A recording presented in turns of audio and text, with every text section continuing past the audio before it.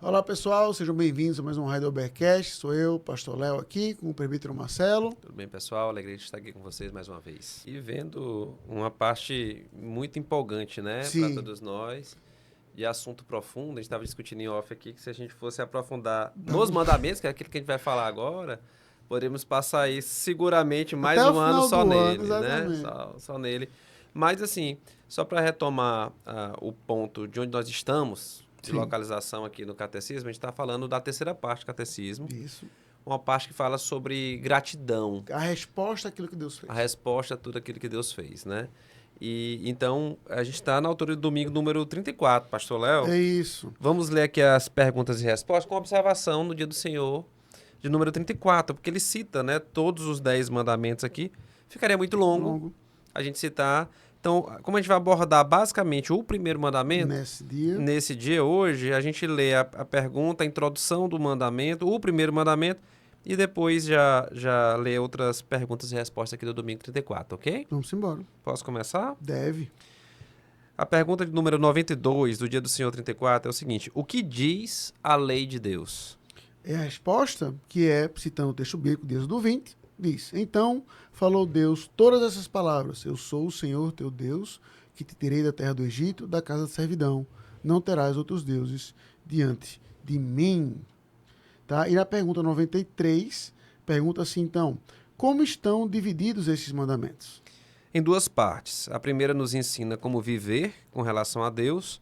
A segunda, que devemos ter, que deveres temos para com o nosso próximo. Isso.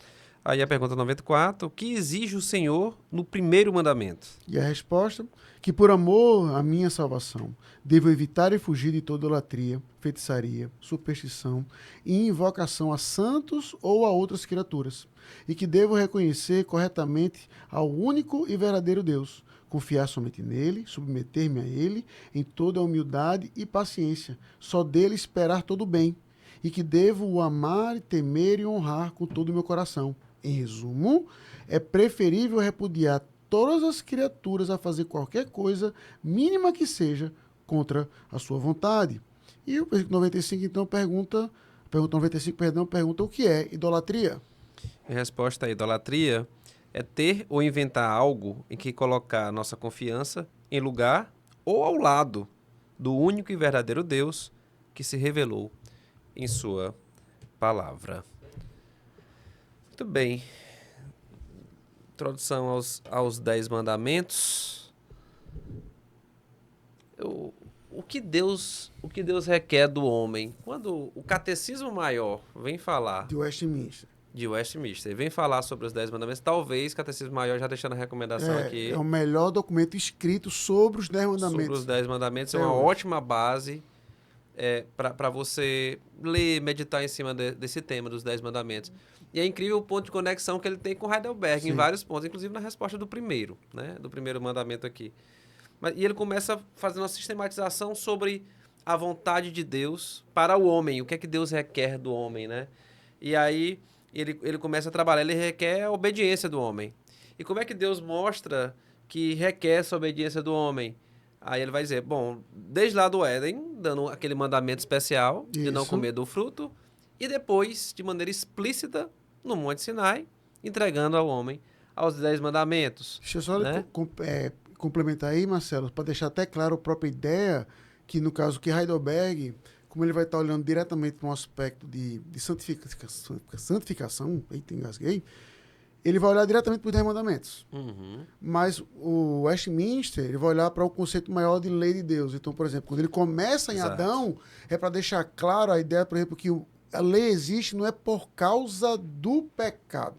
Ou seja, quando veio o 10 mandamentos, na nossa cabeça, a gente não para refletir um pouco, pensa que a lei só existe porque o homem pecou, que Deus deixou o homem lá, faz o que teu coração quiser. Perfeito. E não é a ideia. Deus, desde o início, deu ao homem a sua palavra, a sua lei, tá certo? E graças a Deus ele continuou dando sua lei até para que o pecado ficasse ainda mais em xeque. Até porque a lei é a revelação da própria vontade de Deus e nela nós encontramos os seus atributos, a sua perfeição e a manifestação também da sua santidade, né? E até por isso, o catecismo ele continua lá cobrando sobre Que utilidade tem a lei de Deus? Sim. E aqui muito focado nos 10 mandamentos, né? Como você colocou inicialmente, mas depois fazendo num sentido mais lato, para aquele que não é crente, para aquele que é crente e para todos os homens, né? O fato é de que a lei de Deus é dada para um povo liberto, Isso. por um Deus soberano e um Deus pactual.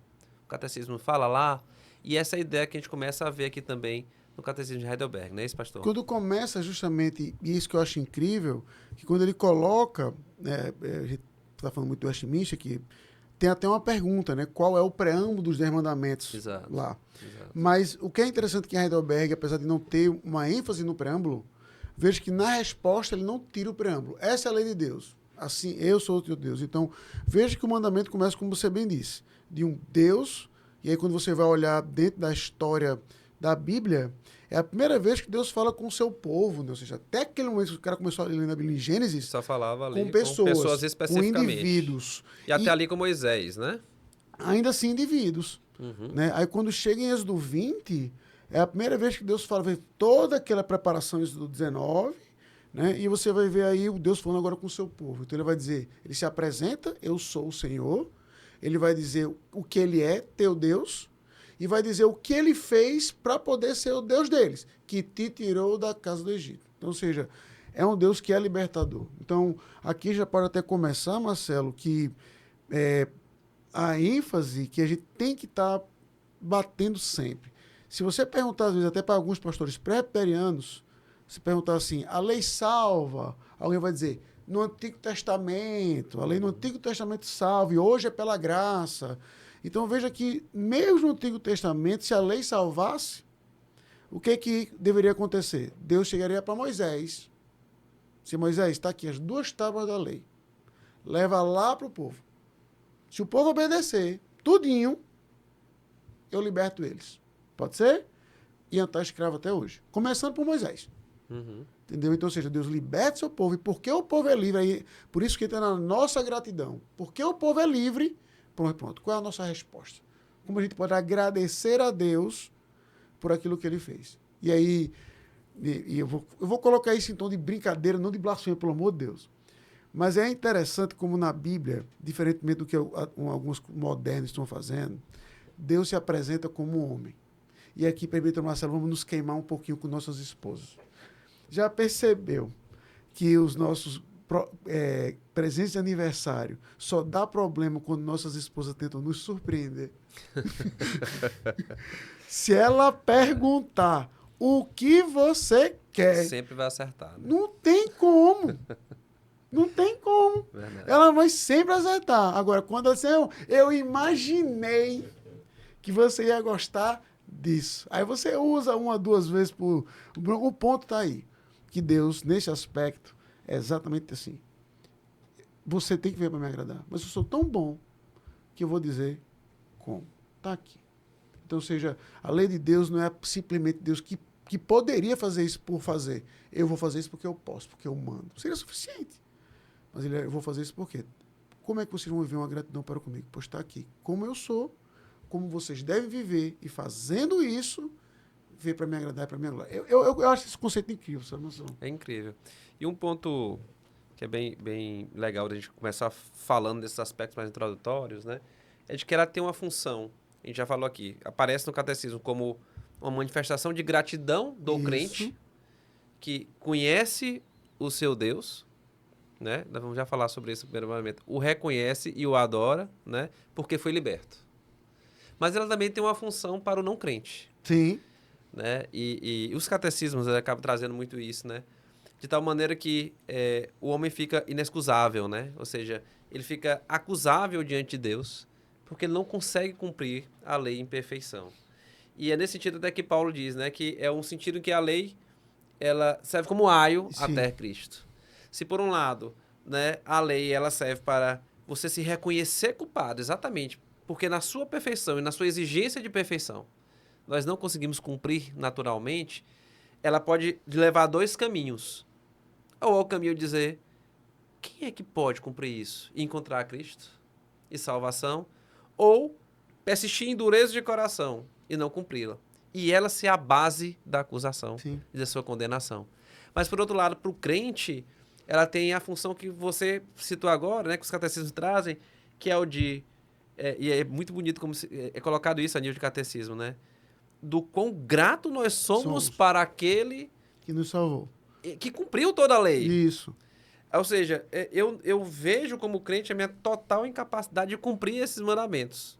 Né? Virtualmente falando, nenhum deles eu consigo cumprir virtualmente não, né? Na prática, né? Porque quando você vai ver lá o que é exigido e o que é proibido, né? Em cada mandamento, você fica... né? Tem muito que evoluir aí em santidade, né? Em cada um deles. Mas houve alguém que cumpriu. Então, isso me constrange a adorá-lo e a servi-lo, buscando tenazmente, no poder do Espírito, né? Amar essa lei e buscar cumprir essa lei. Então, essa dupla função para o descrente e para o crente faz da lei algo necessário para a vida da humanidade. Com certeza. Calvino ele resume isso em 3 pontos. Né? Vai dizer que a lei tem 3 usos. Ela diminui o mal na sociedade. Uhum. Então, você pega uma lei básica, como não furtar. Entendeu? Ela diminui o mal na sociedade. Ela mostra a maldade do nosso coração. Porque a partir do momento que a lei pede para você fazer algo e você não faz, pronto. E o terceiro ponto, que você bem destacou aí, é o dos crentes de santidade. É apontar, aperta para apontar exatamente para aquele que cumpriu todas as coisas. Então, e aí... E nos lembrar até de que na caminhada, na busca de santidade, né, nós seremos imperfeitos, mas aquele que foi plenamente perfeito, que cumpriu plenamente toda a lei, é ele que vai nos levar até lá. Sim, e é isso, Marcelo, que a gente tem que... Por isso que pode parecer estranho a gente não querer entrar no mérito justamente sobre lei, porque se tem um momento em podcast, pregação, em que um pastor, um presbítero, pode bater o martelo para dizer assim, você tem que fazer isso, você tem que fazer aquilo, é exatamente aquilo. A gente poderia aqui, um momento, que a gente estaria assim, teologicamente preciso em dizer, olha, você tem que fazer isso, você tem que fazer isso. Mas tem que ficar essa base antes. De que a lei nunca vai salvar nenhum ser humano. A lei salva porque Cristo a cumpriu, como você bem destacou. Mas sabe qual é a coisa mais interessante da gente ver aqui? É que a base desse entendimento está na própria estrutura da lei. Exato. Ou seja, primeiro Deus. E o que ele primeiro fez. O que ele é, o que ele fez, e o que a gente sobre ele, depois os outros deveres. Amém. Né? Então, a estrutura, ela é muito clara, né, Léo, a respeito disso. Só que, e é o que eu fico triste, é porque cada vez mais a gente vai... Já colocar uma pequena aplicação aqui. Hoje você vê muitas pessoas chegando na igreja com o mesmo pensamento de jovem rico. O que eu tenho que fazer? E aí, quando a pessoa se depara com a graça, ou seja, o que você tem que fazer? Nada. É o que Cristo fez. Dá um assim, como assim? Entendeu? Dá um tilt. Exatamente. Como assim? Eu não tenho que fazer nada. Sabe? Ou então o contrário. O que você tem que fazer é uma coisa. Negar a si mesmo. Eu vi um comentário muito interessante que fala sobre como Satanás usa a moralidade social para negar Cristo. Oxe! E como assim? Aí eu estava ouvindo isso e achei bem interessante. Assim, Satanás ele não é contra a moral. Ele é contra Cristo. Sim. Ele não é inimigo da moral, ele é inimigo de Cristo, né? E que sentido? Talvez até o movimento que a gente vai discutir depois em outro momento, né? De volta ao catolicismo, traga muito desse bojo. Com certeza. Né? Ou seja, tudo aquilo que Cristo fez, tudo aquilo que é pela graça e de graça, aqueles que têm a Cristo como seu Senhor, tende a ser rejeitado pelo coração natural. E a sociedade pode até aproveitar e usar da falsa moralidade como uma maneira de dizer assim, eu posso viver sem ele, né? Eu posso viver sem ele, sem essa base, dá. Eu consigo até fazer coisa boa. Não sou tão ruim assim, sem não. ter Cristo, né? Sem ter Cristo. Então, esses são aspectos interessantes. E é por isso que eu vou me referir de novo lá nessa introdução ao Catecismo Maior, né? Que ele vai colocar o que é devido e o que é proibido. Aí você vai ver lá o que é devido. Ele vai dizer o conhecer, mas não basta conhecer. O reconhecer, ou seja, aquilo que é verdade sobre Deus é verdade para mim. No primeiro mandamento já, né? Que eu tô trabalhando aqui, né? E ele fala lá, adorar e glorificá-lo como Deus. Esse é o dever. Aí tem todas as tratativas a partir dali, né? Mas é exatamente esse o ponto que abre, por exemplo, o primeiro mandamento depois dessa concepção de quem Deus é, eu sou o Senhor teu Deus, que te tirei da terra do Egito. Só voltar um pontinho, Marcelo, né? Porque às vezes pra gente isso é tão óbvio, mas pode ser que não seja para um nosso ouvinte espectador. Que é essa divisão de 2 tábuas. Perfeito, perfeito. Entendeu? Porque a gente está então, antes de entrar lá, só voltar um pouquinho. O que seria então, Presbítero, essa tradicional divisão de 2 tábuas? Vamos dizer, as 2 tábuas da lei. Perfeito. Então o que é que costuma dizer? Que a primeira são os 4 primeiros mandamentos pertinentes Diz respeito a à nossa relação para com Deus. E do Exato. 5º ao 10º para com o próximo. Perfeito. Então, sempre que você vê alguém falando assim, os mandamentos da primeira tábua, os mandamentos da segunda tábua, não é uma maneira de dizer maior ou menor, mas é essa divisão prática que existe, como o próprio Cristo resumiu. Exato. Amar a Deus sobre todas as coisas. E ao próximo, como assim mesmo. Exato. Entendeu? Então, entrando no primeiro mandamento, Presbítero, para pegando o que você falou, é de que esse aspecto de conhecer e reconhecer tem algo que quem destaca muito isso nos seus livros é o John Frame. Porque quando a gente lê Romanos 1, como fala assim, o que dá para se conhecer de Deus, dá para pela criação, né, alguns atributos, aí a nossa tendência é ler desavisadamente e perceber assim que Deus, você pode conhecer a Deus na criação. Só que o que Paulo diz não é isso. Paulo diz que o homem nega esse conhecimento, ou seja, ele conhece, não é que abre uma janela de possibilidade para o conhecimento. Ele conhece e deliberadamente vai dizer, não quero isso aqui, vou negar. Foi feito um vídeo que eu vi, nada a ver com o assunto, mas uma mulher que estava triste com um evento que aconteceu nos Estados Unidos, aí pelo que eu entendi, ela parou de fumar. Aí ela disse assim, eu parei de fumar, mas eu estou tão triste hoje que eu decidi fumar, mas isso não vai contar para minha vida. Minha filha, tá bom, tá certo? Então, é a mesma questão. O ser humano nega isso aí. Ou seja, então, o primeiro mandamento que vai botar exatamente, não terás outros deuses diante de mim, isso não é algo que o ser humano faz apenas no nível, subconsciente. Ele diretamente rejeita esse Deus da criação das escrituras. Sabe? Quando você para olhar por esse viés, como vai dizer o texto de Romanos 1, né, de toda a parte do 18 até o final, é meio assustador. E é interessante, né, que assim, ele o nega, ele pode fazer isso filosoficamente, sim, mas ele muitas vezes o faz de uma forma mais sutil. E geralmente a negação explícita ela é parte de um processo. Sim. É interessante isso. É quando você começa a questionar coisas do atributo de Deus, muitas vezes, a sua bondade, a sua misericórdia, a sua justiça. O primeiro passo de você negá-lo no final. Sim. Negá-lo na prática, né?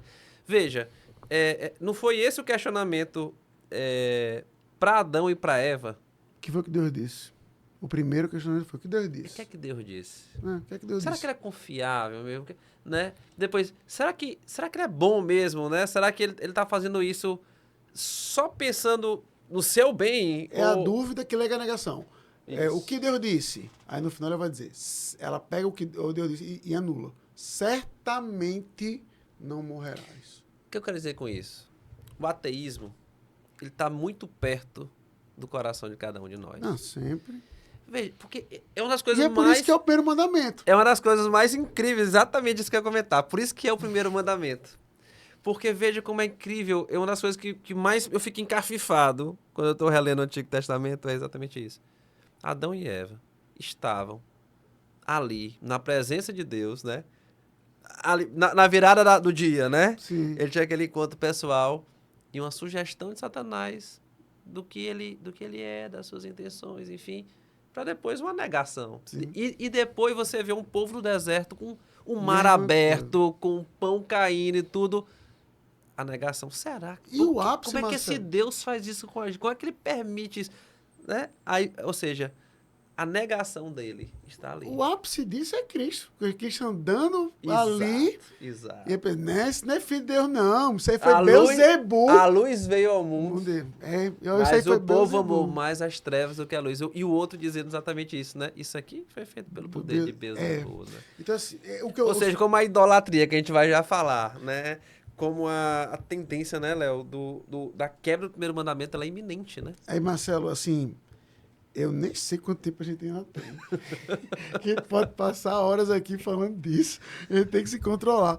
Porque, veja, Marcelo, e é isso que a gente for levar para uma discussão também mais sociológica, a gente vive num mundo hoje que muitos consideram pós-cristão. Ou seja, a gente vive, para citar o nome do livro do Charles Taylor, numa era que já é secular, em que Deus ele não é algo certo, ele é uma opção de um cardápio muito vasto, sabe? Então, o que eu quero pontuar só aqui, diretamente agora para a gente de igreja, é de que a minha preocupação é que tem um grupo de pessoas que tem crescido muito, que é o quê? É aquela pessoa, por exemplo, você aqui bem clichê, eu estou tentando nem apontar um dedo para você que está nos ouvindo aqui e nos vendo, mas é sendo bem clichê, aquela pessoa que não vai para a igreja, mas diz assim, eu me entendo com Deus, eu e Deus, a gente tá lado a lado ali, ou então faz o contrário assim, pastor, o senhor acredita que eu saí da igreja, que eu fiz tudo isso aqui de errado, mas eu não esqueci de Deus em nenhum momento. E aí eu acho engraçado que toda vez que eu escuto isso, a pessoa não entende o conceito básico de idolatria e do que Deus é. Sim. Ou seja, ela vê Deus, veja, então vamos tentar ser o mais ameno que eu possa ser. Ela até vê Deus como algo grande, como algo bom, mas ela não consegue perceber que esse Deus que é tão bom não a satisfaz. E esse é o problema da idolatria. O coração dela fica irrequieto, procurando N coisas, mas não o que satisfaz. Porque a idolatria, ela é a negativa, é o nome que se dá à negativa do primeiro mandamento. Sim. Enquanto que o cumprimento do primeiro mandamento é o que o catecismo diz aqui de Heidelberg. Olha que coisa interessante, ele vai dizer aqui, ó. E que eu devo reconhecer corretamente ao único e verdadeiro Deus. Mas o que é que isso significa na prática? Não, você vai dizer, Deus existe. Acredito que Deus existe. Existe um Deus, né? Eu até reconheço que ele fez o mundo e tudo. Mas o que significa na prática? Confiar somente nele. É tudo que o ídolo tenta fazer por ele mesmo. Submeter-me a ele em toda humildade e paciência. Só dele esperar todo bem. Enquanto a gente faz isso com pessoas, né? E que devo amar, temer, honrar com todo o meu coração. Em resumo, é preferível repudiar todas as criaturas, fazer qualquer coisa. Ou seja, ainda que todas as criaturas sejam contra nós, mas que a vontade dele seja a minha.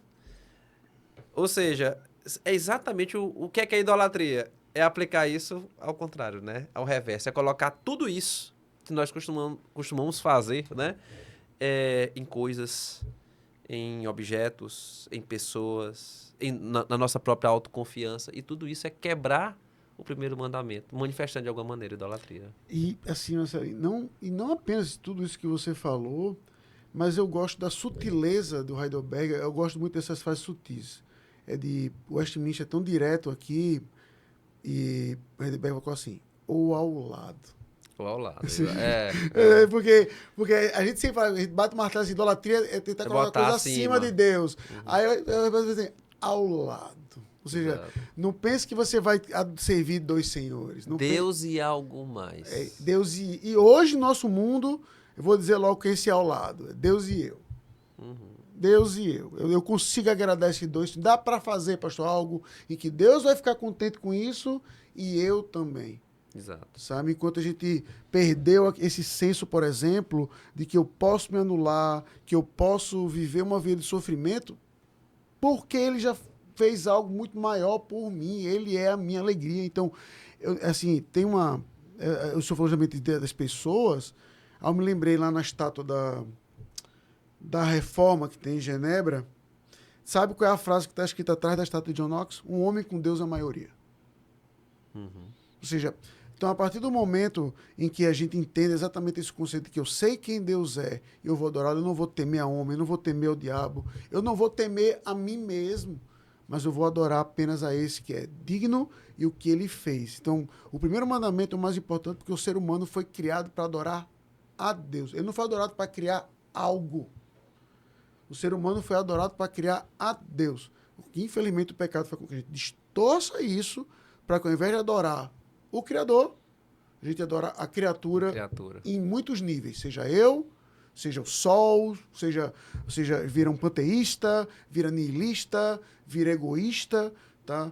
Mas é impressionante, Marcelo, que a gente tem que estar sempre ratificando. E é por isso que não aqui, mas eu termino a minha fala no Westminster, é a maior resposta do Catecismo Maior. Como nós quebramos o primeiro mandamento. É quase uma página. Uhum. Tá? Porque quase todos os pecados caem ali. E é interessante que... Exatamente. Inclusive, um que até foi citado aqui, talvez, diretamente. A insatisfação, né? Assim, o espírito de murmuração, né? Tem uma célula ali que mais mexe com esse que eu gosto de citar. E é por isso que eu gosto de pontuar isso sempre. Vou procurar aqui que tem aqui. Em Westminster, ele cita aqui reconhecer outros deuses e tudo e tal, mas do Westminster, o pecado de quebra do primeiro mandamento, o que eu sempre chamo a atenção é desespero. Exato. E é por isso que eu aponto assim que um crente nunca pode se desesperar. Não deve, melhor dizendo. Não vai, infelizmente. Ele não deve se desesperar. Por quê? Porque o desespero é quando aquilo ou a quem a gente adora está sob ameaça. E quem é contra o nosso Deus? Ninguém. Se eu estou em desespero, é porque a minha adoração está ou acima ou ao lado desse verdadeiro Deus. E é quando aquilo ali, meu filho, cai ao fundamento, o desespero é a resposta. Sabe? Então, o meu desejo é que nesse começo sobre a lei de Deus aqui, mas a gente começando, a gente possa refletir exatamente sobre isso, nessa grandeza desse Deus. E como a nossa vida, nossos atos, nossos pensamentos, seja tudo de fato para a glória dele. E eu acho que uma aplicação final, que também terminando minha fala, é de que o primeiro passo para adorá-lo, né, como é devido a ele, isso internamente, que é o primeiro mandamento. Externamente, nós vamos ver na próxima. Isso. Né? É conhecê-lo. Né? Conhecer esse Deus. Não pense que você saber coisas sobre Deus faz com que você conheça a Deus. Né? Você precisa conhecê-lo. E então você vai precisar reconhecê-lo de maneira pessoal, porque ele é um Deus pessoal. Para então você poder adorá-lo. E quanto mais você vai conhecendo a Deus, mais você vai vendo o quanto você precisa dele. Né? E quanto você precisa de Cristo, né? para ser aquele que foi o teu justificador, né? De todo pecado. Nós nos colocando diante dessa lei, nos veremos pecadores, mas também glorificaremos cada vez mais ao nosso Senhor, cada vez mais a Cristo, o nosso perfeito Salvador. Enfatizando e concluindo o que você disse, Marcelo, e lembrando que esse conhecimento de Deus não é através de meditação, de experiências, mas através da sua palavra. Lei. Ou seja, para pegar o tempo, a sua palavra, da sua lei. Conhecendo a lei, conhecemos a Deus e podemos adorá-lo nos méritos de Cristo Jesus. Perfeito. Pessoal, é isso. Deus abençoe, deixe seu comentário e até o próximo vídeo, se Deus quiser. Valeu, pessoal. Até a próxima, pessoal.